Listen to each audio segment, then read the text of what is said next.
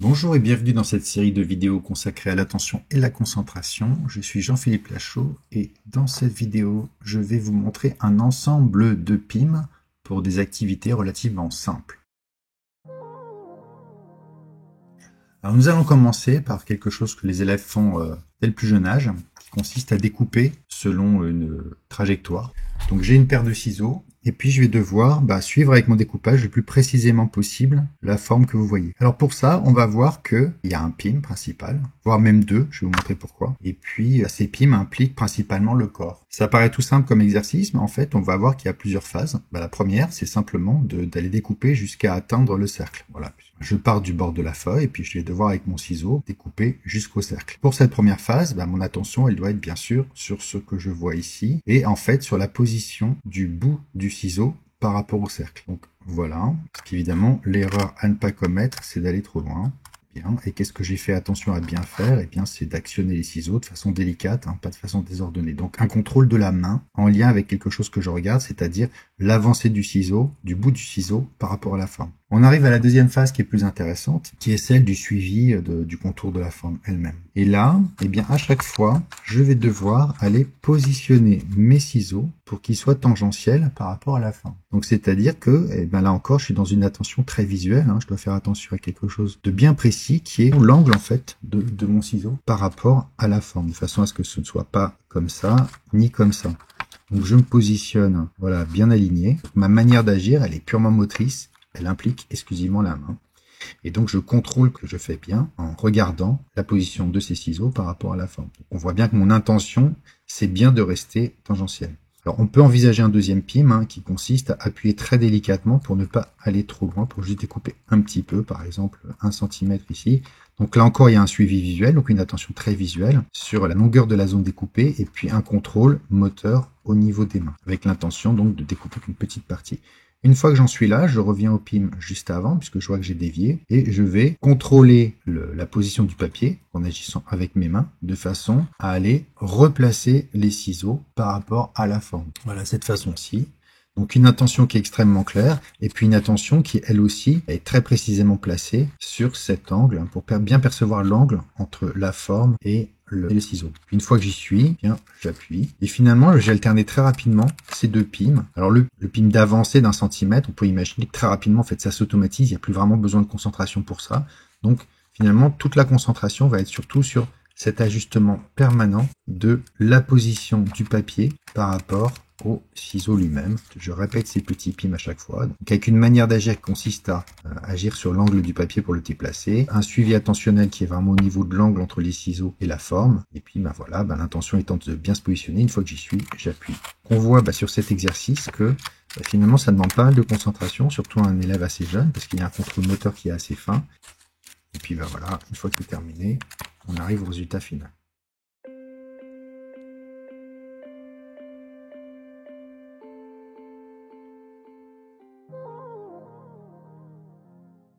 Je prends un autre exemple qui est un peu du même type, où là encore on est dans un PIM purement corporel, on est surtout sur du contrôle de la motricité, où le but du jeu c'est simplement de tracer un trait qui va rester à l'intérieur de ce petit tunnel. Voilà, je place mon stylo, là encore, qu'est-ce que je dois percevoir en priorité? Eh bien ça va être la position de mon feutre rouge par rapport aux deux bords. C'est ça vraiment que je dois regarder, avec l'intention de garder une certaine distance entre le feutre et les côtés. Est-ce que je dois faire attention à bien faire? La manière d'agir du PIM, ça va être évidemment un contrôle sur la motricité fine de la main. Donc voilà, faisant ceci, je m'assure que je reste toujours à une certaine distance du trait vert. Et voilà, je procède par petites touches.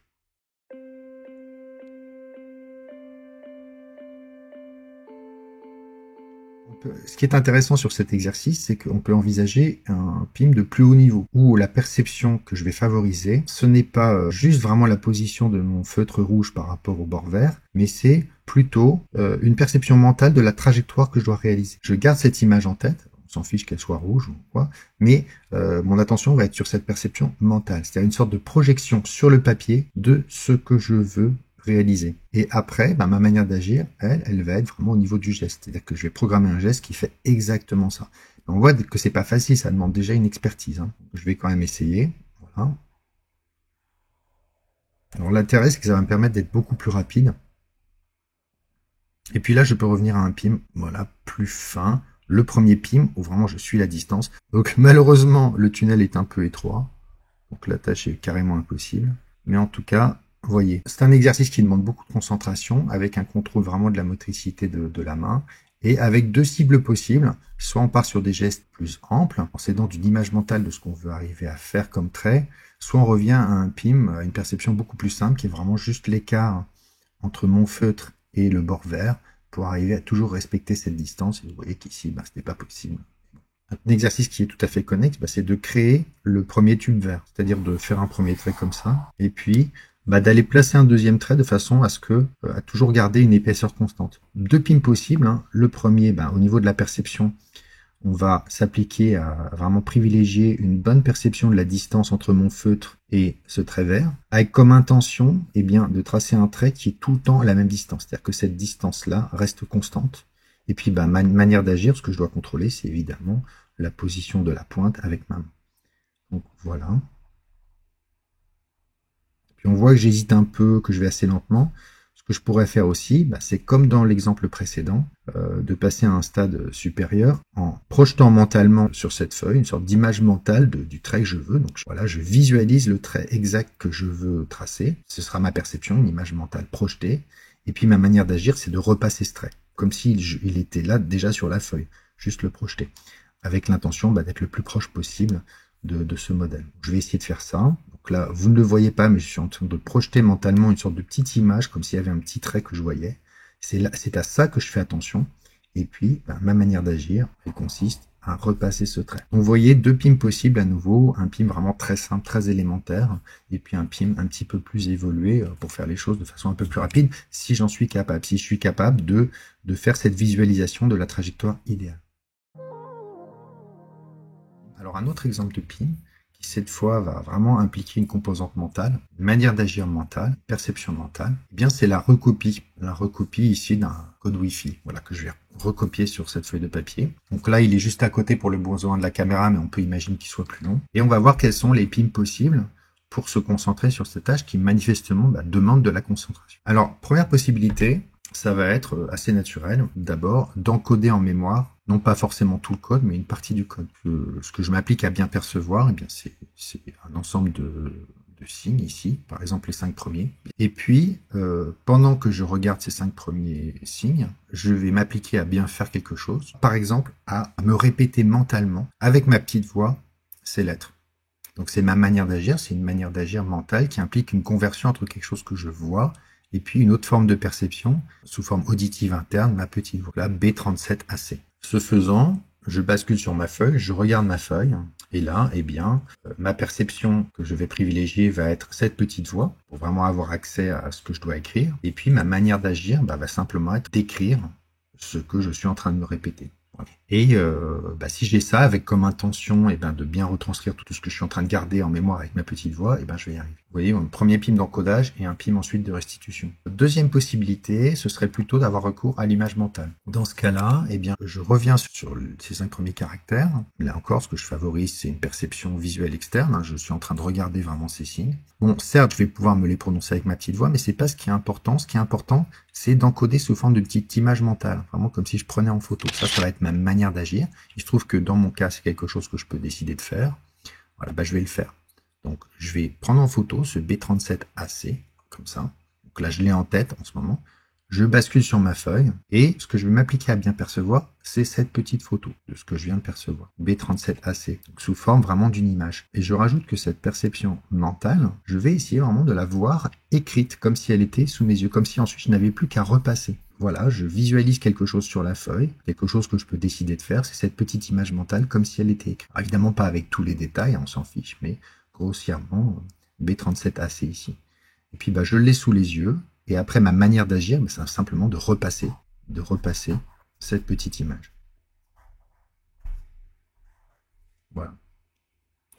Donc là encore, un enchaînement de 2 PIM, un PIM d'encodage et un PIM de restitution. C'est pour vous montrer un peu la variété des PIM possibles. Il y a des gens qui ne seront pas forcément très à l'aise avec cette idée de capture visuelle interne d'un ensemble de lettres, parce que ça peut être trop compliqué pour eux.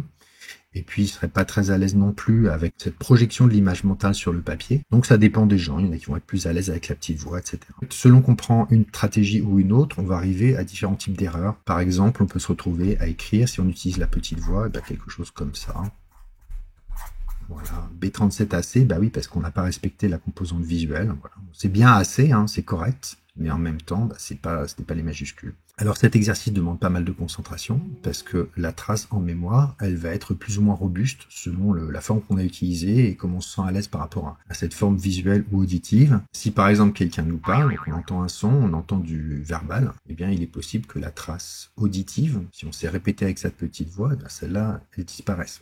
La trace visuelle, dans ce cas-là, sera plus robuste. Donc on a différents types de vulnérabilité à la distraction, selon la stratégie qu'on utilise. Alors évidemment, il est tout à fait possible d'adapter, c'est-à-dire que si j'ai des difficultés à mémoriser visuellement 5 caractères à la fois, rien ne m'empêche d'en visualiser un ou deux, puis comme ça, ça fait plus d'alternance. Donc on adapte un petit peu à ce qu'on sait faire, mais en tout cas, on voit qu'on a vraiment un mode d'emploi pour se concentrer sur cette tâche qui demande quand même pas mal de concentration. Un nouvel exemple d'utilisation de PIM pour se concentrer, ça va être pour la réalisation d'un nœud, alors tel que les enfants le font, c'est-à-dire en partant d'une petite histoire. Donc voici, j'ai un bout de ficelle, et puis j'ai une petite histoire que j'ai appris par cœur, et qui me rappelle comment faire un nœud. Alors cette petite histoire, elle va être sous une forme verbale. Par exemple, j'invente, la première moitié de l'histoire, c'est que un serpent arrive et fait une boucle en se reposant sur lui-même. Alors cette histoire, telle qu'elle est sous une forme purement verbale, elle va pas forcément nous aider beaucoup à savoir ce qu'il faut faire vraiment. Donc pour ça, il y a un petit travail qui consiste à d'abord convertir cette phrase sous une forme d'image, de quelque chose qu'on doit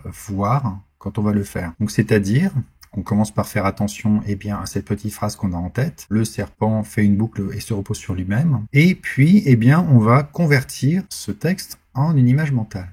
Donc on voit bien qu'on a les deux composantes, le P et le M d'un PIM, puisque donc la perception est sur la petite phrase, donc petite voix. Et puis il y a cette manière d'agir particulière qui est une conversion sous forme d'image, donc depuis un son interne vers une image mentale, donc interne.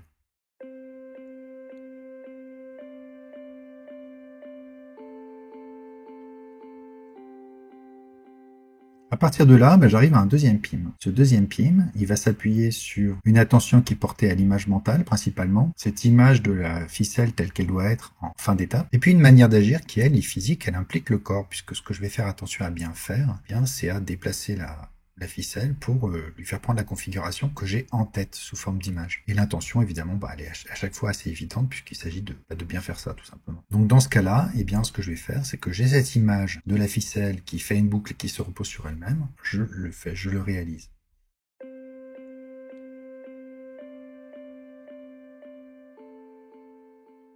Bien, la deuxième phase de l'histoire, ça peut être par exemple que le serpent passe dans le trou pour ressortir vers le haut, par exemple. Ça, c'est pareil, c'est une forme verbale, mais qui va pas beaucoup m'aider parce que je vais avoir besoin de m'en faire une image, de visualiser sur mon petit écran mental, sous forme d'image mentale, ce à quoi ça doit ressembler, ce que je dois faire réellement.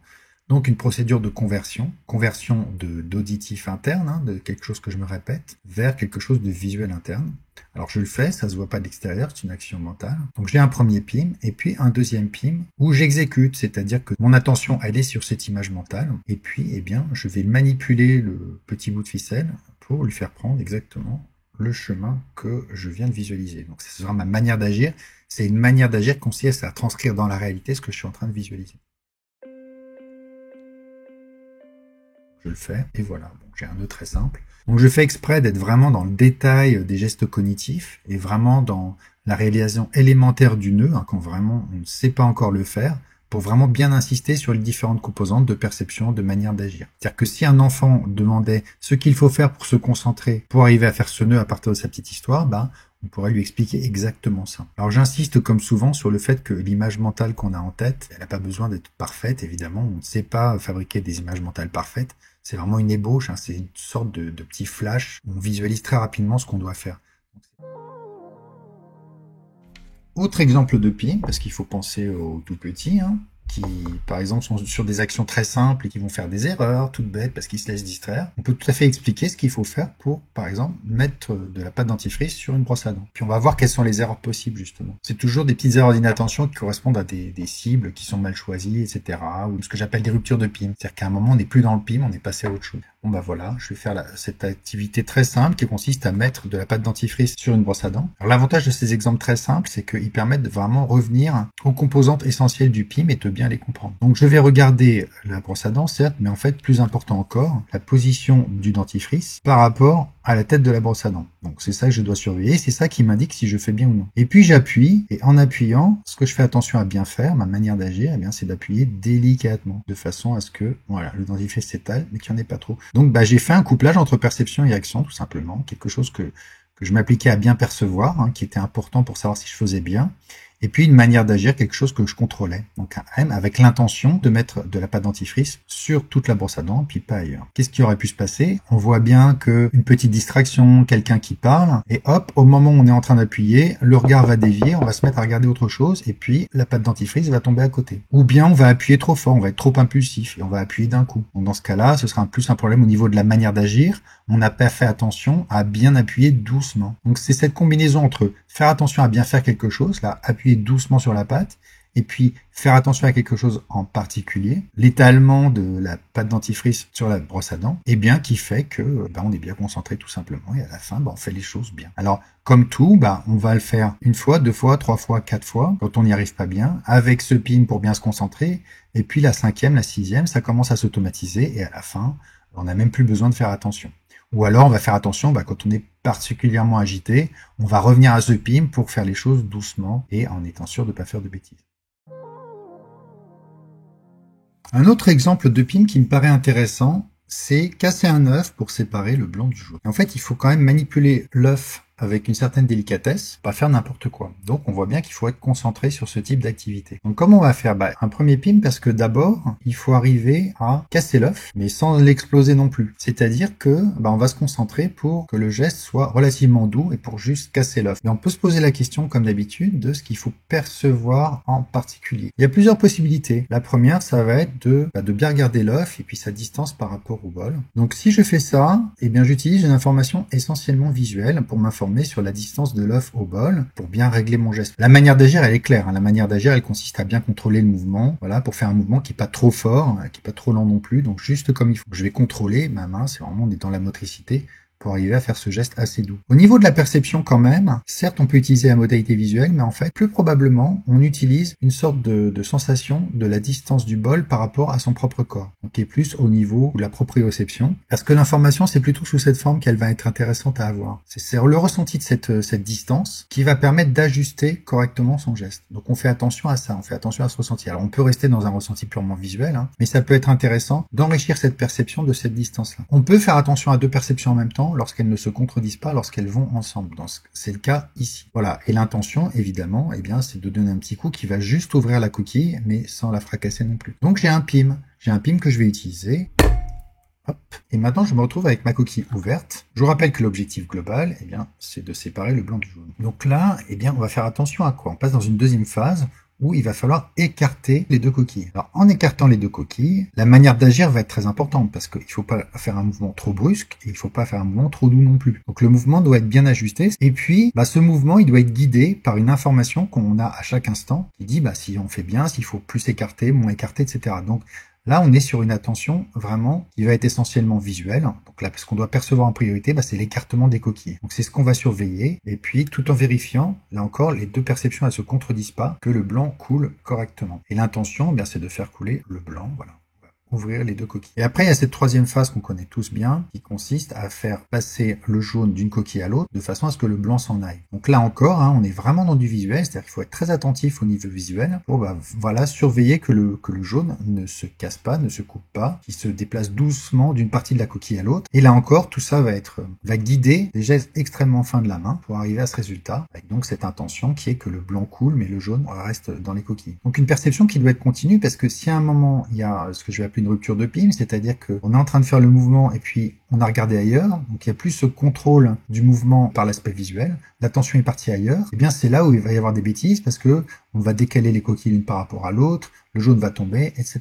Une mauvaise régulation de la vitesse aussi. Donc c'est important qu'il y ait en continu cette perception du jaune d'œuf, de sa position des deux coquilles l'une par rapport à l'autre. Alors ça permet aussi de bien expliquer la différence entre les PIM et les mini-missions. Donc dans les mini-missions, globalement une mini-mission ce serait de séparer le blanc du jaune. Bien. Et on a vu que cette mini-mission, elle incluait quand même chez un enfant qui ne maîtrise pas encore bien ses gestes, qui a besoin de beaucoup de concentration pour ce type d'action, elle va quand même impliquer un certain nombre de PIM avec des petites intentions, voilà, des cibles attentionnelles qui vont être différentes. Et puis après, évidemment, au fur et à mesure qu'on réalise cette action de plus en plus souvent en la réussissant, il va y avoir de moins en moins de besoin de concentration, ça va se faire de façon de plus en plus automatique. Et à la fin, on pourra rester sur cette simple mini-mission de séparer le blanc du jaune, et puis ça suffira tout à fait. Il n'y aura pas besoin de passer par ces PIM.